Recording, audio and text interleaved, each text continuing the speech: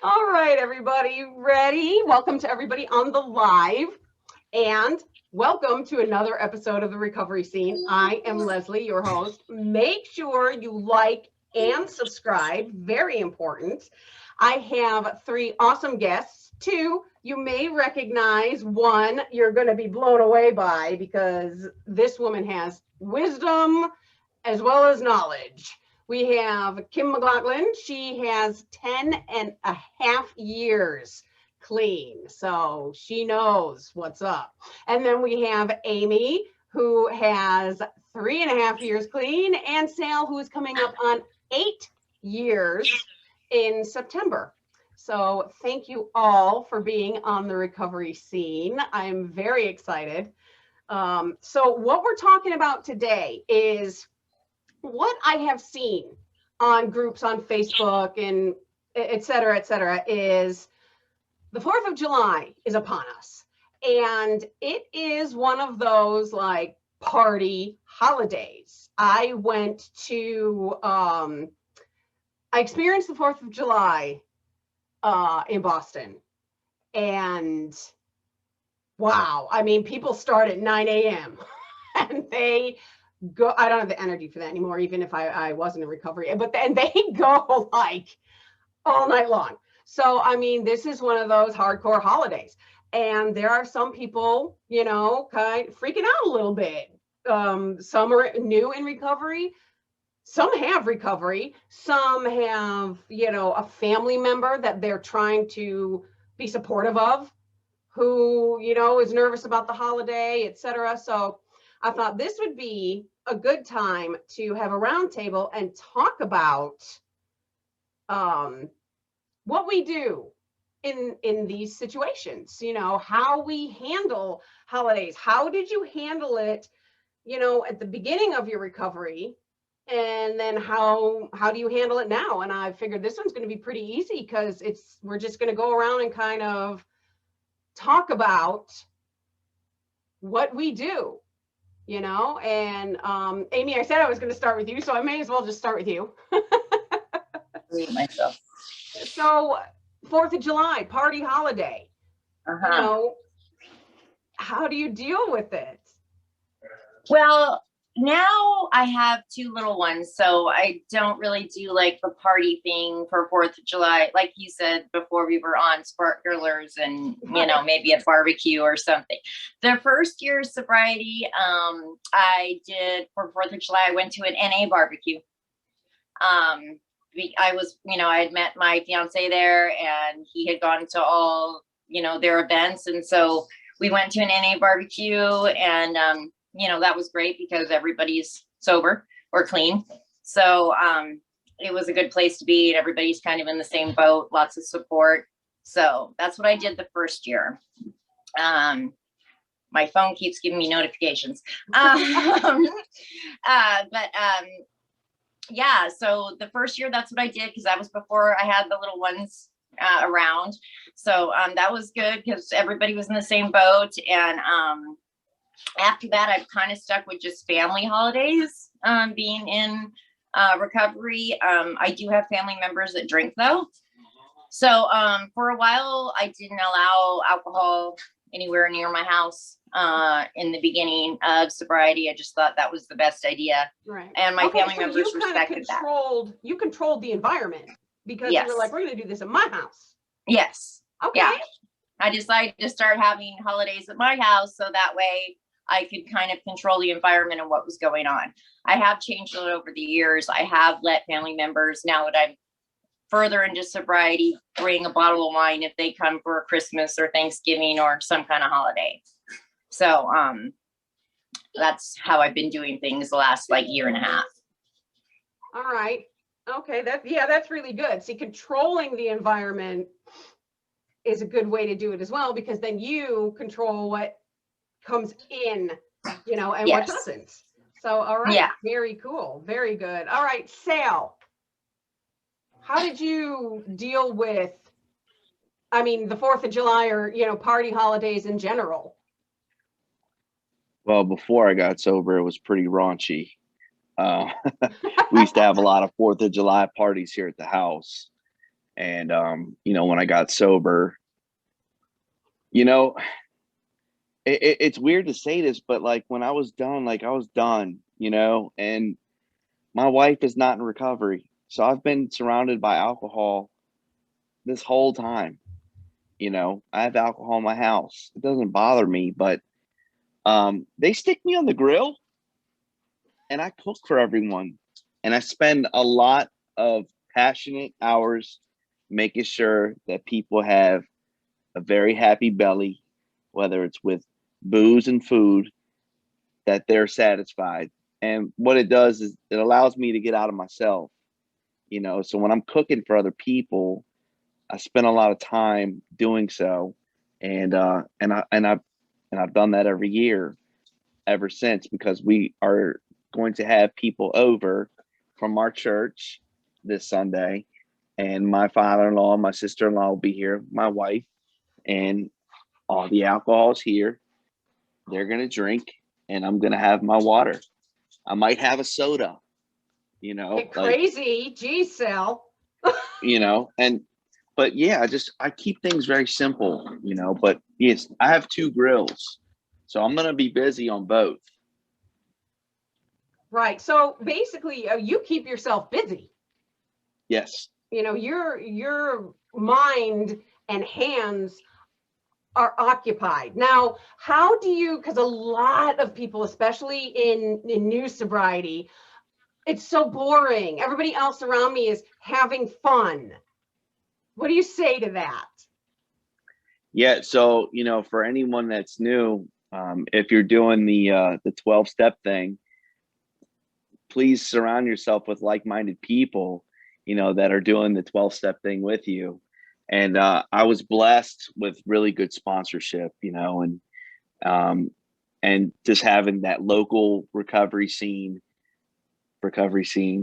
um, in the area, so I would do things like Aimee had mentioned, going to the barbecues and just kind of, like Dr. B says, that the connection trumps the addiction, and just listening to people's stories and kind of making myself get uncomfortable, because the only way I was going to get comfortable in recovery was getting uncomfortable. And so kind of just like, I don't know, I used to be like this really outgoing dude, and then I got sober and I became a mute. And I noticed that really quickly in the beginning, and I had to unmute myself and kind of find that inner child and let him out to talk to other people and get connected with people in recovery. Because, once we isolate, it's heading towards doom. It's gonna take you back out, because you're gonna get restless, irritable, and discontent, as they say in the program that I follow. Right. And yeah, when you said you've got to make yourself uncomfortable, but the more our comfort zone is here. And when we do something that's uncomfortable, our comfort zone opens up. And then we do something else that we thought, that we thought we couldn't do, and it was uncomfortable, and our comfort zone opens up, and I tell people, sobriety isn't boring. We're boring. Being high and being drunk made us okay with, as Clean and Serene Connor says, made us okay with, living the mundane life. Whereas, when we're sober, we learn to really genuinely enjoy what's going on around us, and it's hilarious being the only sober person, by the way. I heard that. I'm so used to it now, it's been years now, but even going, like, my best friends that, that were all in my wedding, I'm the only sober one, so whenever we go somewhere, like, they're still drinking like we're 22 years old, they're 40 years old, and they're all successful dudes, but man, like, when it's time to party, they get down, and it doesn't bother me. And my little girl keeps me so freaking busy that I don't even have time to think about a drink or I don't have time for it. I couldn't even imagine. Right. I think about waking up and having to take care of my kids with a hangover. It's hard enough without one. So we're not doing that. Oh, thanks, Sal.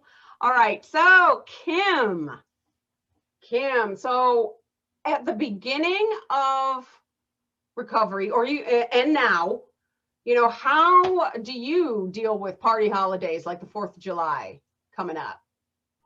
Okay. Well, thank you for that. I am a 12-step fellowship all the way. So I stayed close to my beginning, right? When those family events, like Sal said, right, when those family events would come up, I always had somebody to go with me, right? And early in recovery, we would go on the buddy system, and we always made sure we drove. Okay. We had our own car, right? And like Sal said, give yourself jobs, right? So early in recovery, I tried to stay like Aimee, close to family and friends that understood the journey that I was on, and how alcohol is a gateway for me, and it would absolutely ruin everything that I was doing. So early in recovery, I always surrounded myself with people in the program. I've been blessed to have enough friends and family that wouldn't drink. To this very day, 10 years later, if we have a family event, just alcohol's not there, right? However, I have a son, and he's Guatemalan, and whatever they do, because I love their family. So I started coming bling out with them. We would take monsters, and we would put straws in it, right? Because we need the sugar energy to keep up with their energy. And I always had a snack. So I always have something in my hand. See, this reaction of people doing this and carrying it around in all the fancy ways. So we had our drinks. And back then it was monsters. So we would get straws, right? And then we even went as far as to hang out with them, but we can't drink. The cute little wine glasses, we would pour our colored monsters in there, and we would stick straws out of it. See, so we have something in our hand, because basically holiday fun like this for us is really for fellowship and fun. So as long as we feel like we fit in, right? This very day, I just went to gender reveal, and I videotaped it, how everybody that was drinking was on that side of the table. But the first thing they said is, Mom, there's going to be alcohol. And I'm like, son, I'm good. You know what I mean? Because this is like 9, this is 10 years later, right? But I always have my little drink in my hand for the anxiety, because it's the behavior of everything, right? It's the behavior of everything. So I always make sure that I have something in my hand. Not all of us get to be around people that are all sober, right? So I just make sure that when I want the fun, because some of them are like really fun. You heard Sal say they come from my church. I always make sure that I have something in my hand too. Yeah. See, and it's like something sugary. Yeah, and it's like when you're smoking, like I quit smoking, but when you're smoking, it's the whole action of it. It's not just the smoking. I liked this part, and just the Yes. whole thing about it. So yeah, and we had been talking beforehand about mocktails. Yeah, which is another thing. See, I'm with you. I'm the energy. I'm still the energy drink. I drink the Bangs now because the calories all go here. But right. Yeah, definitely. And at the beginning of my recovery, I would carry around a wine glass, but it would be full of like Kool-Aid or whatever, because whatever the color. Exactly, to match. Or if we went out with friends, because honestly, it's so funny. Movies and TV with alcohol in them will trigger me way before being at like a bar and grill. Yeah. It's so bizarre. So I would get a little glass, and I do this to this day. I get a little glass of ginger ale with a straw. Yeah, I'll tell them, can you put it in a whiskey glass? It is something about a straw. So we get it. You get it? And I just hold it. In your hand. Because first of all, I'm paying for an entire soda and I'm getting like this much. Right. So I am holding this thing. But yeah, it's the action of it. Yeah. And okay, so I'm gonna move back to Sal because I'm gonna ask this question, because I made a video about this on TikTok where people are always like, you don't drink? Really? Nobody ever goes, you don't shoot heroin? Really? Like, nobody does that. You know, do you have a problem with heroin? But immediately, if you don't drink, it's, do you have a problem? Are you an alcoholic? You know? And yes, I mean, for me, yes, but for some people, it's like, I just don't like alcohol, you know, or whatever. But for some reason, not drinking is so bizarre because it's so normalized. You know, it's advertised for Christmas. Apparently, we're not doing Christmas dinner right because we don't have the booze there anymore, you know, and so something is wrong. It used to be me, my aunt, a bottle, and a straw, you know, and this was normal. It was fun. So Sal, and this is obviously hypothetical, because your friends and family know you at this point. I mean, almost 8 years later, I would hope that, you know, they've kind of figured it out that you're not going to drink. But that family member, okay, because somebody out there has that family that's like, you can have just one. They don't understand addiction. They don't understand alcoholism. And it's like, dude, just have a drink. You know, why don't you drink?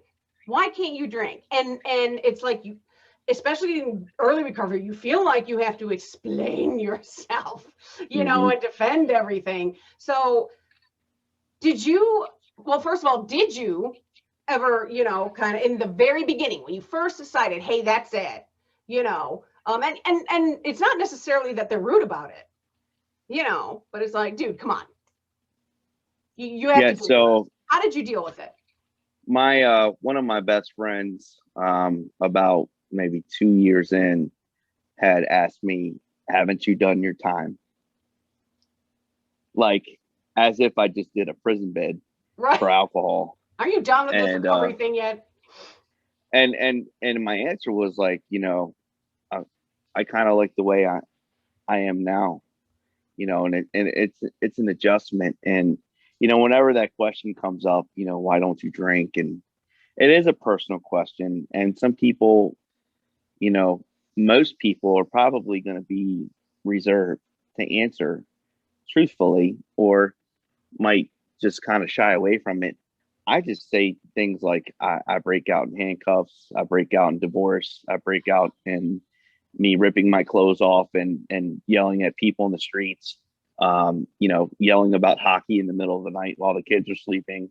I break out in all kinds of issues, you know, and some people are like, whoa, like taken back by what I say. But like, you know, I like to be in anything and everything that I do. I am 100% fully transparent, you know, and the reason, and like you guys, you know, recovering out loud allows me to plant a seed that may need to be planted in someone that has been thinking, do I have a problem? You know, here's this man, here's this woman recovering, and they seem different. They seem like they like their life today, you know? And so, you know, just going back to what, sorry, I went off on a tangent. Just going back to what you said, you know, there's a stigma attached to it, because no one goes up to people and says, hey, why don't you shoot heroin? You know, like it's just not real, right? You know? And so, and it's because of like the things you just mentioned, it's so advertised, you know, but a lot of people probably don't know that you can die from alcohol withdrawal, you know, that you can die from, they don't know that because it's on every corner of the street. Right. Right. It's not put out there as a dangerous drug at all. It's absurd. Yeah. Yeah. Yeah. You know, just for the record, I would start with the naked part. I think that would cut everybody off immediately. I was a streaker. Right. Oh my gosh. Thanks, Sal. So Aimee, I got another family question for you. So we talked about, you know, controlling the environment, and, you know, I'm having the party. It's in my house. my rules, you know. Mhm. So again, we're going to have that hypothetical family member or friend that's hurting the person, the feelings of the person that's in recovery because they're not going to come. If there's no, like this person that thinks that alcohol is so important, like they're not going to waste their 4th of July at your house. You know? Yeah. So how do you respond to something like that? But not just respond to it, you know, that causes hurt feelings. So that brings up coping skills, you know, because, oh, what a perfect excuse to drink. You know, Yeah. my friend is mad at me. Maybe it's my best friend. Maybe it's my favorite aunt, you know, whatever. And now she's mad at me. And okay, you know what? We'll just drink. My family are huge drinkers. Like I grew up in a family where alcohol was the center of every holiday. So, you know, that is something that I'm very familiar with. And we do have separate, like my brother doesn't come to my house for holidays, you know, with his family because they still celebrate holidays that way, where alcohol is the center of the whole thing. So, you know, a big thing is setting that boundary for me as far as now. I really didn't have a problem with alcohol. You know, opiates, everything, benzos, I'll take them till I go to jail or I'm dead or anything else. The alcohol has never been a big thing for me, but I choose not to drink just because I really don't like alcohol. I've been married to 2 alcoholics. It always ends up a bad situation as far as I'm concerned. But so I choose not to be around it. But as far as, you know, setting that boundary, it can be hard with family members because sometimes there are hurt feelings. But, you know, in my opinion, you always have to put your recovery first. And, you know, you can have a conversation with them. This isn't personal. You know, I love you and I know this is how you choose to celebrate this holiday, but for me, this is not something that I want in my home or something that I want to be around. And it's not, doesn't mean I don't care about you. And it doesn't mean I wouldn't like to spend this holiday with you if things were different. But I have to think about my recovery and I have to put that first. Right. You And know, how do you deal with the feelings? my You know, feelings. Yeah, that The come coping. with. For me personally, you know, it's much easier now than it was like in the first year when my coping skills were in the toilet and I couldn't cope with anything. Emotions. You know, Oh my God. yeah, I mean, you know, because my answer for everything was like, you know, drugs on my life. And it's like, oh my God, I have to learn how to do this without this. God, I stubbed a toe. I can't take a pill. You know, my feelings, I really look at I really try to look at the bigger picture. Like when the first year when I was really, you know, tempted or when I felt like a situation really made me feel bad and I was thinking about using maybe in the back of my head because I wanted to feel better.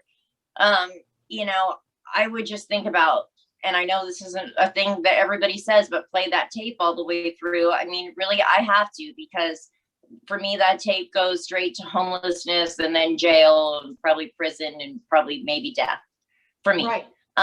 So, you know, I just really have to, I have to almost put myself mentally back in that place, like how I felt when I was sitting in jail, detoxing, and my children didn't want anything to do with me and no one in my family wanted anything to do with me, and put myself back in that place and how that felt.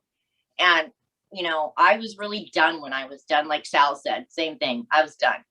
And so I put myself back in that place. And I think, do you really want to feel that way again? And nothing is worth being in my world. Nothing is worth feeling that way again. So even if I have to take a couple days and like nurse myself, you know, so I can cope with it, like sit and watch Netflix all day, which now I can't do because I have 2 little ones. But in the first year, you know, do some self-care, do something. I bake, I cook, take my mind off it. Like Sal said, keeping busy, you know, whatever I have to do to keep myself pushing through those feelings and just, you know, deal with it the best that I can without going back to using. Right, exactly. And cliches are cliche. I hate cliches. I know, I do too. And that's why I hated to say that. But I know, but I learned through recovery that they're cliches for a reason. People Exactly. say them all the time for a reason, you know, and my tape would end at the fun. Yeah. You know, the fun that I was going to have if I drank. It wasn't going to go on to the next day or even that night. And, you know, Yeah. oh God. And I mean, nowadays, guys, if you're young and in recovery, people video and post everything. I am so happy that I did all my stupid crap before social media. Because, so, you know, you could think about that too. Like, that was bizarre. Sorry, guys. So weird. Anyway, so think about that. You know, when you don't want to end up on TikTok with a this you video. You know, let's not be that. You know. So thanks, Amy. So okay, Kim. I went hypothetical again. I went to the party, you know, and I have my plan. I'm going to carry around my drink. I'm just going to be social, whatever. Oh, crap. I didn't drive myself here. And I'm really starting to feel antsy. And I don't know if I'm going to be able to do this. And what do I do? Kim, what do I do? Been there, done that. Been there, done that with like 8 years sober. Oh, yes. Pick up that phone. Pick up that phone, you guys. Everybody has that one person. Come on. Everybody has that one person, right? If you're going to go to that party, if I'm going to go to that party, I'm going to let somebody know that I'm going, and I'm always going to have a standby.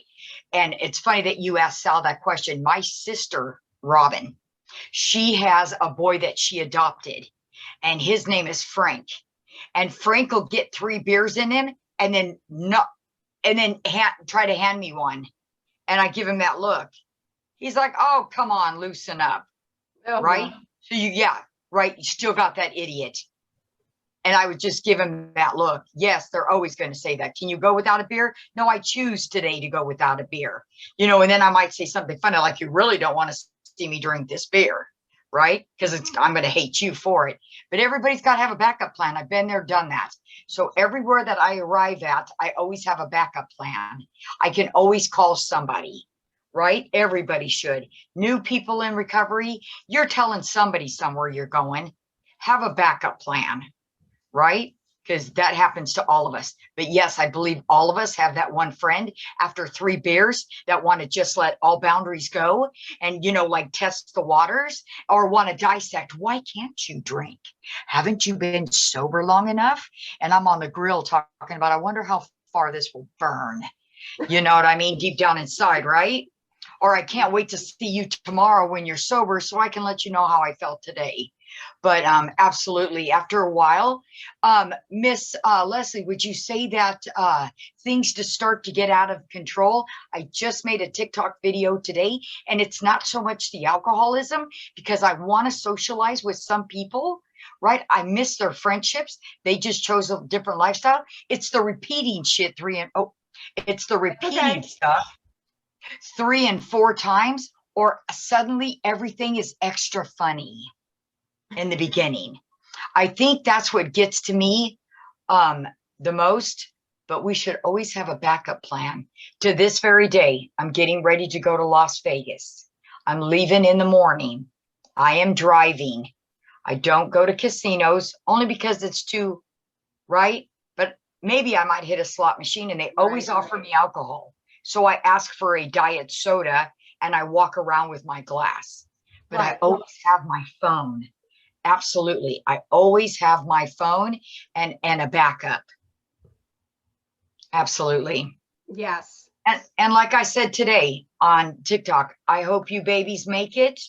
I'm already feeling sad for the ones that don't, right? And then they start hitting, Miss Kimmy, I don't have clean and sober friends. Well, honey, you got social media. Throw it out there. I'm looking for sober fun. Anybody? Can I go with you? You know, sober people, we just kind of like cling together, like automatically. It's like, right? Well, come hang out with us. right? Right. And those who are in the 12-step program, Sal and Kim, Mhm. Aimee, I don't know if you are or not actually. But You're muted. You're muted. oh yeah, sorry, Aimee, you're muted. I did it for the first year, and I have a lot of friends who are still in 12-step programs. So, I feel comfortable going to meetings or events. So, I'm not currently working a 12-step program, but I have lots of friends who are in it, and I feel comfortable going to a meeting or calling somebody if I needed something. That you just played right into what I was going to say. That's perfect, because if I guarantee you, if you have never been to a meeting, if your first meeting is the 4th of July barbecue that you saw on one of the websites, or so, I guarantee you are welcome. That you are welcome there, 100%. If you're brand new and you're standing there like this, oh, they're gonna know. They're going to know. They're going to spot you, and everybody's going to be your friend. It's going to be, this is what Sal was saying, doing something that's uncomfortable. I did not want to show up to my first 12-step meeting where it felt like, we make things so huge in our head, because clearly everybody, the record scratch or the piano player was going to stop and everybody was going to turn and do this, when I walked in the room. So I guarantee you that you would be welcome to a 12-step sober function, guaranteed.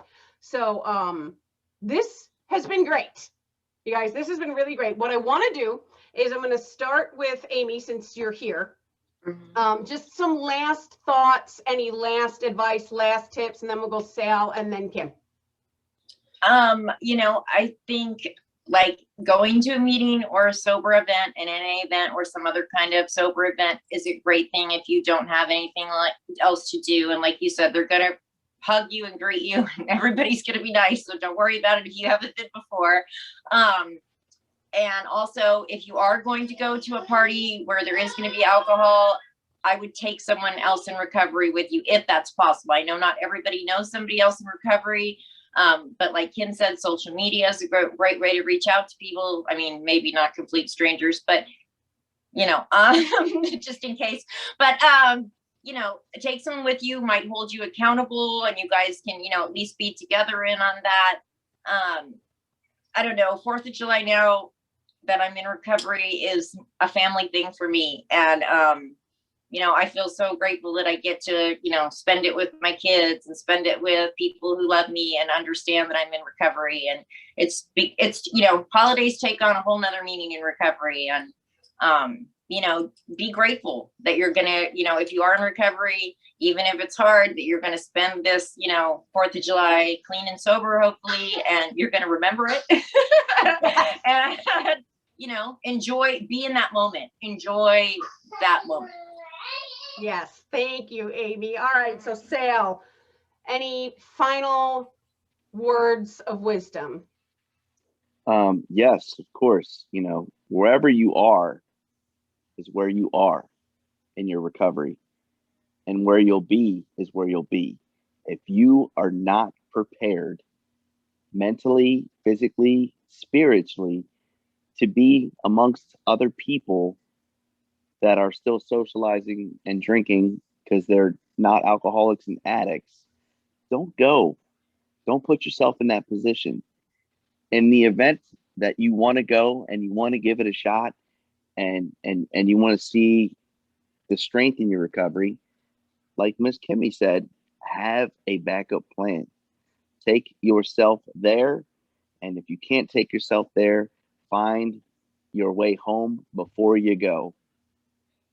And to pick up this 2,000-pound device and call someone when you're feeling froggy, because you can always leap in the wrong direction. And so, just know where you're at in your recovery. If you're brand new, you should know it's probably not the best idea to attend.